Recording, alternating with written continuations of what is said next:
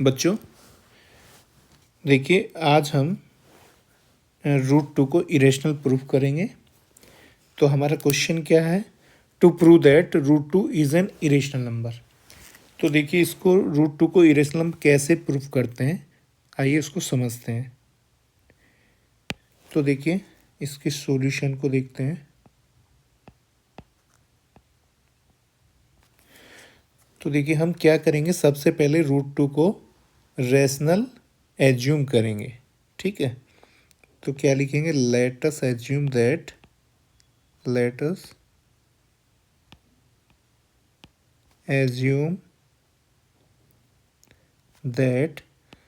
√2 is a rational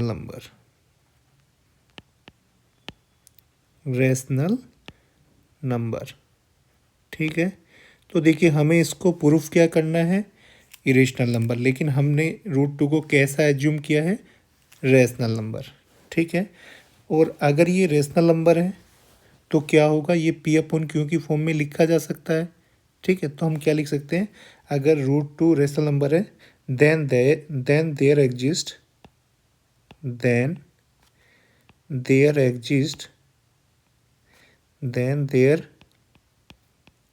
exists 2 co-prime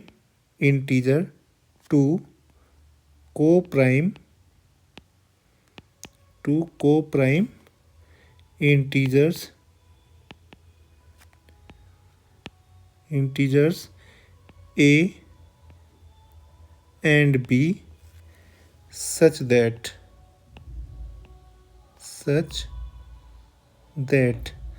ठीक है, तो देखिए, अगर √2 क्या है? रेशनल नंबर है, तो इसके लिए क्या होंगे? 2 को प्राइम इंटीजर एग्जिस्ट करेंगे। कौन कौन से? A and B। वो दोनों को प्राइम इंटीजर कैसे होंगे? सच दैट का मतलब इस प्रकार के वो होंगे। कैसे होंगे? हम √2 को क्या लिख सकते हैं? A/B की फॉर्म में लिख सकते हैं। ठीक है, और ये जो B होगा वो क्या नहीं हो सकता? B is not equal to 0।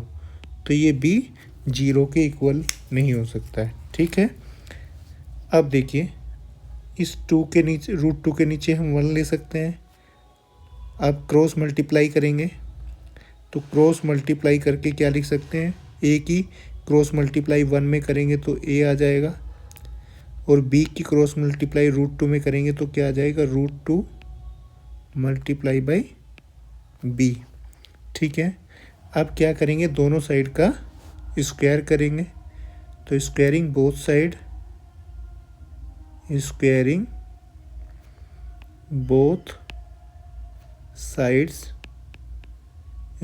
Both sides we get. तो देखिए, जब हम दोनों साइड का स्क्वायर करेंगे तो हमें क्या मिलेगा? लेफ्ट हैंड साइड में A का स्क्वायर आ जाएगा इज इक्वल टू √2 का स्क्वायर क्या होगा? 2, और B का स्क्वायर क्या होगा? B²। ठीक है, बात समझ में आ गई? अब देखो हमने यहाँ पर क्या लिखा हुआ है।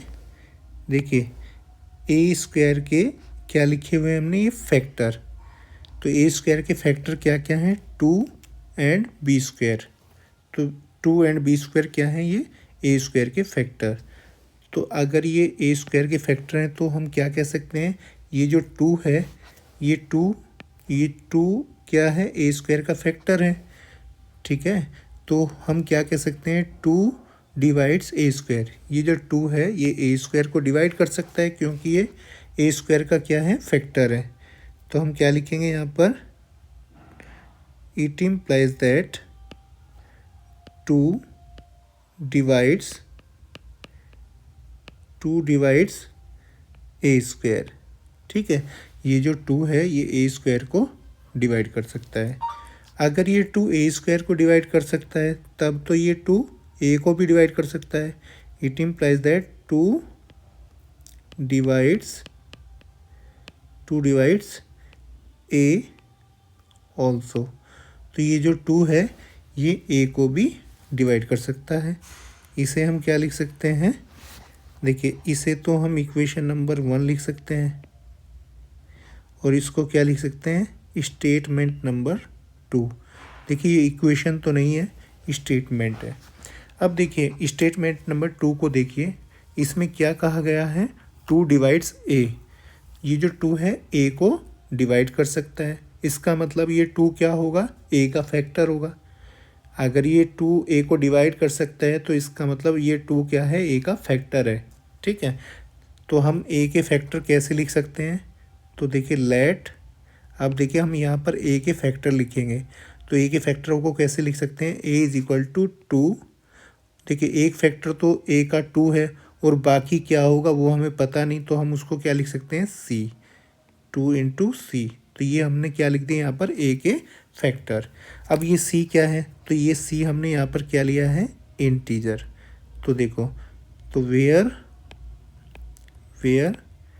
सी इज एन इंटीजर, तो ये सी हमने यहाँ पर क्या लिया है, एक इंटीजर लिया है। अब देखिए ए की जो ये वैल्यू है हमारे पास, अब ये जो ए की वैल्यू हमारे पास आई है, क्या आई है, 2 इंटू सी। 2 इंटू सी का मतलब 2c। इसको हम कहाँ पर पुट करेंगे, इक्वेशन नंबर 1 में। ठीक है, इक्वेशन नंबर 1 में पुट करेंगे। तो पुट कीजिए, तो क्या लिख सकते हैं हम, putting the value of A, the value of A in equation 1 we get। तो देखिए a की वैल्यू हम इक्वेशन 1 में पुट करेंगे। a की वैल्यू क्या है, 2c। तो देखो a के प्लेस पर हम यहाँ पर क्या लिख सकते हैं, 2c। तो ये 2c का क्या आ जाएगा, स्क्वायर, और राइट हैंड साइड में क्या है, 2b स्क्वायर। ठीक है, अब देखो 2 का स्क्वायर क्या होगा, 2 का स्क्वायर हो जाएगा 4, और c का स्क्वायर क्या हो जाएगा, c स्क्वायर, और राइट हैंड साइड में 2b स्क्वायर। ठीक है, इट इम्प्लाइज दैट, देखिए इस 2 को हम क्या करेंगे, इस 2 को इधर लेफ्ट में ले आएंगे 4 के नीचे, तो 4c square is equal upon 2 is equal to कितना आ जाएगा, b स्क्वायर। 2 से इसको 4 को डिवाइड कर सकते हैं, 2 2 जा 4। It implies that 2c square is equal to कितना आ जाएगा, b स्क्वायर। ठीक है, अब देखिए 2c स्क्वायर कितना इज इक्वल टू क्या आ गया, b स्क्वायर। इसको हम ऐसे भी लिख सकते हैं, b square, left hand side को राइट हैंड साइड में और राइट हैंड साइड को लेफ्ट में, b square is equal to 2c square. ठीक है, अब देखिए ये जो b square is equal to 2c square लिखा हुआ है, तो हम यहाँ पर देखिए क्या कह सकते हैं, b स्क्वायर के राइट हैंड साइड में ये क्या लिखे हुए हैं, b स्क्वायर के फैक्टर। तो b स्क्वायर के फैक्टर क्या क्या हैं, एक तो 2 है और दूसरा फैक्टर क्या है, c स्क्वायर। तो ये दोनों क्या हैं, b स्क्वायर के फैक्टर। तो देखिए हम ऐसे ही फैक्टर लिखते हैं ना किसी भी नंबर के, जैसे हमारे पास 6 है, 6 के फैक्टर कैसे लिखेंगे, 2 × 3। ठीक है, तो हम क्या कहते हैं इसको, 2 और 3 ये दोनों क्या है, 6 के फैक्टर हैं। तो सेम यहाँ पर देख सकते हैं, तो b स्क्वायर के फैक्टर हमने क्या लिखे हुए हैं, 2 और c स्क्वायर। ठीक है, तो ये दोनों क्या हैं, 2 and c square b square के फैक्टर हैं। तो हम यहाँ पर क्या कह सकते हैं, अगर ये दोनों b स्क्वायर के फैक्टर हैं तो इसका मतलब ये जो 2 है ये b स्क्वायर को डिवाइड कर सकता है। तो क्या कह सकते हैं, it implies that 2 divides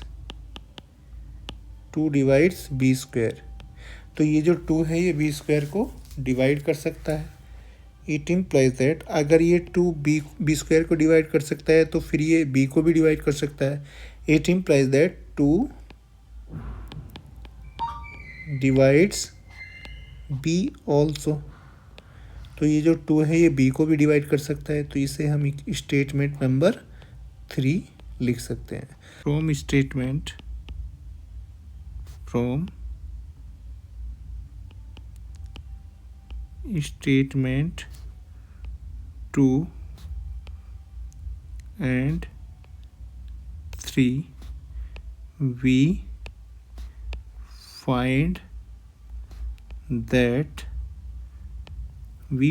that 2 is a common factor. 2 is a common factor of A and B। ठीक है, तो देखिए स्टेटमेंट 2 और 3 से हमें क्या पता चल रहा है, ये जो 2 है ये A और B का दोनों का क्या है, कॉमन फैक्टर है। ठीक है, क्यों है ये कॉमन फैक्टर, क्योंकि देखिए स्टेटमेंट 2 में क्या कहा गया है, 2 डिवाइड्स A, और स्टेटमेंट 3 में क्या कहा गया है, 2 डिवाइड्स B। इसका मतलब ये 2 A को भी डिवाइड कर सकता है, B को भी डिवाइड कर सकता है। इसका मतलब ये 2 क्या होगा, A और B का कॉमन फैक्टर होगा। ठीक है, बात समझ में आ गई। अब देखिए 2 is a common factor of A and B। तो देखिए बट A and B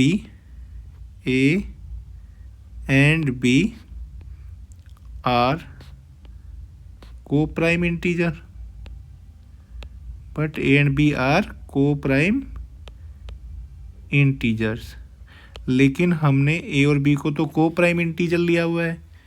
ठीक है, और जो co-prime integer होते हैं उनका कॉमन फैक्टर क्या होता है, केवल 1 होता है। 1 से अलग तो और कुछ नहीं हो सकता। ठीक है, लेकिन यहाँ तो A और B co-prime integer भी हैं और उनका कॉमन फैक्टर 2 आ गया।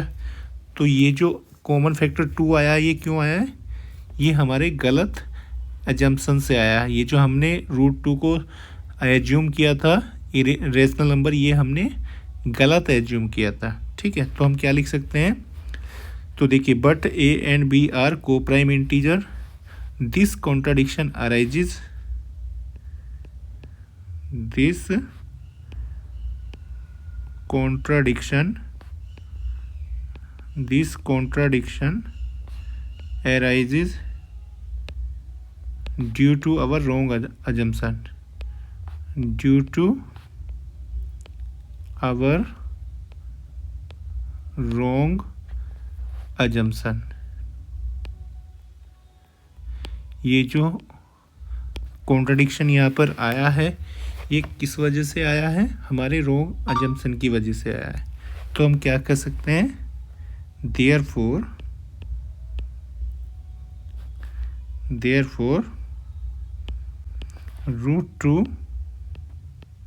√2 is an irrational number। तो ये √2 क्या होगा, इरेशनल नंबर होगा। hence proved।